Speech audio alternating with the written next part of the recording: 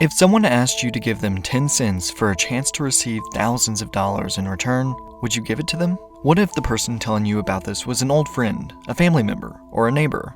Would you be more likely to do it if you had lost your job, your savings, or your family's only source of income? If you said yes to any of these, you would have been in good company back in the 1930s when a chain letter scam was sweeping the United States. The Great Depression left many finding themselves desperate for some good luck and some money so that they might provide for themselves and their families. And the chain letter scams were more than happy to prey on those that might find themselves in such a dire situation. So hold on tightly to your change as we learn something new. While chain letters involving money would eventually devolve into a scam, they didn't start out that way. Back in 1888, a Methodist women's missionary group was trying to expand their facilities, but couldn't afford the rising costs. One of the women in the congregation said that she had heard of the idea of letters being passed along from person to person, with each one making multiple copies along the way. The congregation was growing desperate for funds, so they decided to give it a go.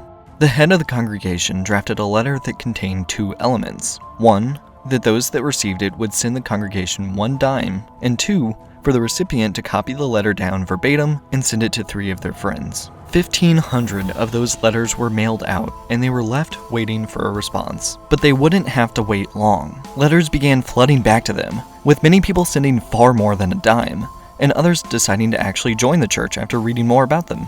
The chain letter had been a wild success, helping the church raise over $6,000. Other than a few complaints from some that had received the letter from multiple sources, the letter went over extraordinarily well. This kind of donation structure began to be widely adopted by other charitable organizations and churches as they heard about its success, like one that used it to raise funds for a memorial dedicated to the soldiers who had fought in the Spanish-American War. To be clear, these weren't viewed as scams by anyone. Legitimate organizations were inquiring about donations, and the people were fully aware of the causes they were supporting. It was an altruistic effort, but it wouldn't stay that way for very long. As the Roaring '20s were coming to an end, the markets crashed and drove the United States into the Great Depression.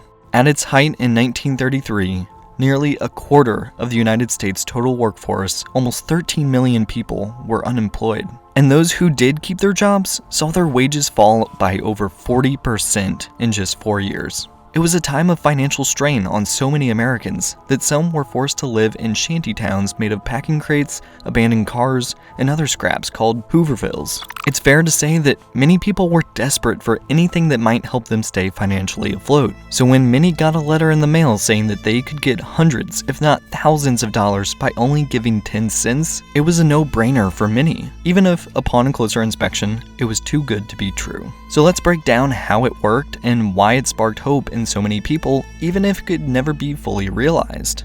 You would get a letter in the mail that often had a short message about how it could bring luck and prosperity to you and your family, before asking you to send the person at the top of a list 10 cents. Once you had done that, you needed to make several copies of the letter, taking off the name that you had sent the money to and adding your own name at the bottom of the list so that those that might come after you will eventually send you far more money. The letters almost always discuss the possibility of how much money you would make if nobody broke the chain.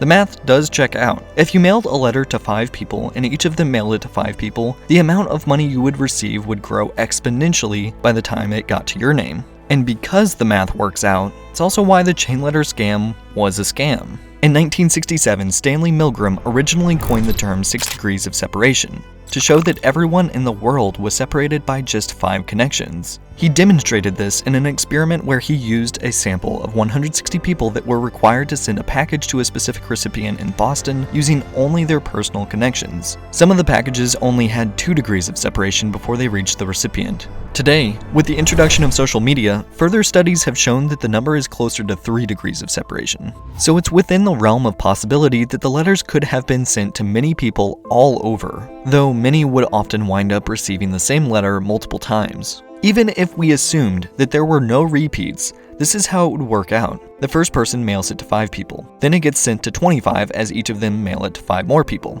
Then 125, then 625, 3,125, and then, by the time it was ready for you to receive your cut of the money, it would have been sent out to 15,625 people, leaving you with a windfall of $1,536.50. Not bad, right? Well, if we continue assuming no repeats, within 15 generations of the letter, it would have gone out to over 6 billion people, which the global population didn't hit until just before the year 2000. Needless to say, by the end of it, there's going to be a lot of people that aren't getting paid. And in practice, there wasn't a perfect distribution with no repeats. But that didn't stop people from sending out multiple dimes and multiple letters as they came in an attempt to increase their odds. Sure, many of the people would never see any returns on the money they put in, but this problem wasn't just weighing on the pocketbooks of those that had already fallen on hard times. It was also weighing on the very system that had empowered it to spread as fast as it did.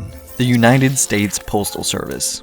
As the chain letters spread from city to city and state to state like a virus, it wasn't long before the post offices in those areas became overwhelmed with the amount of letters being sent. The most prolific of these scams was from the Prosperity Club, based in Denver, Colorado. The Denver Post warned readers of the chain letter scam on March 19, 1935. Just over 1 month later, the Denver Post Office was trying to handle an influx of around 165,000 of the chain letters, bringing the post office to its knees and forcing it to incur over $20,000 in overtime expenses for its employees.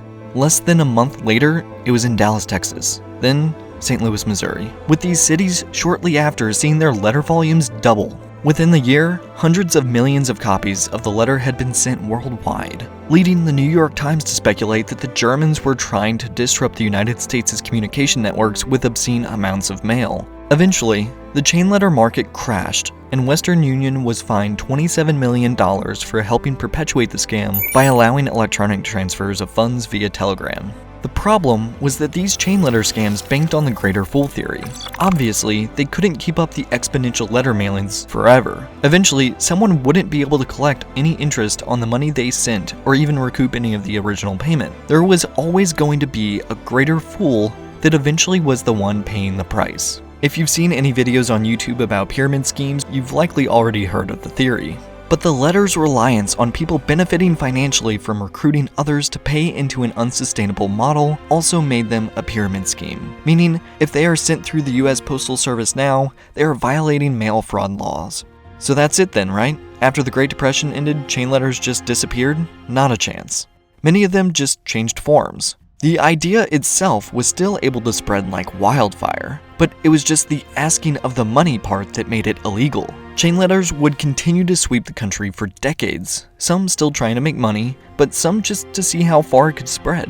The letters preyed on people's superstitions, saying things like, "Send 4 copies of this letter within the next 3 days for good luck. If you fail to do so, you will have bad luck for the next 10 years. No money involved, so it wasn't illegal, but it was just convincing enough to get people to send it along with the hope for some good luck to come their way.